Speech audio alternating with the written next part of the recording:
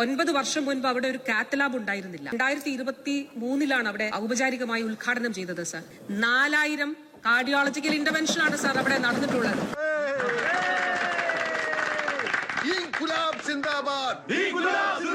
UDF സർക്കാരിന്റെ കാലത്ത് 6 medical കോളേജിൽ ആരംഭിച്ച സ്ഥാനത്താണ് ഒരു കാത്ത് ലാബ് ആരംഭിച്ച കാര്യത്തെക്കുറിച്ച് അഭിമാനത്തോടു കൂടി മന്ത്രി പറയുന്നു. മെഡിക്കൽ കോളേജുകളുടെ കാര്യം പറഞ്ഞാൽ സാർ അവർ ജില്ലാ ആശുപത്രി ബോർഡ് മാറ്റി വെച്ചതേ ഉള്ളൂ. വ്യക്തമായില്ല. ഇനി മെഡിക്കൽ കോളേജുകളുടെ കാര്യം പറഞ്ഞാൽ സാർ അവർ ജില്ലാ ആശുപത്രി ബോർഡ് മാറ്റി വെച്ചതേ ഉള്ളൂ. എന്താ മന്ത്രി പറഞ്ഞത്? ജില്ലാ ആശുപത്രിയുടെ പേര് മാറ്റിവെച്ച മെഡിക്കൽ കോളേജ് ആവുക. ഒരു ആരോഗ്യമന്ത്രി ഇതുപോലെ പറയരുത്, അബദ്ധം പറയരുത്.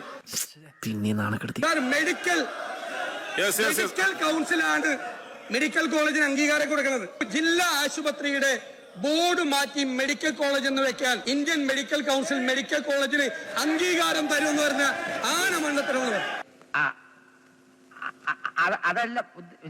ഇവിടുത്തെ ചോദ്യം, ആശുപത്രിയിൽ ചെല്ലുന്ന ആളുകൾ സാധനങ്ങൾ സ്വന്തം ചെലവിൽ നൂലും സൂചിയും സർജിക്കൽ എക്യുപ്മെന്റ്സും വാങ്ങിച്ചു കൊടുക്കേണ്ട ഗതികേടിനെ കുറിച്ചാണ് ചോദ്യം.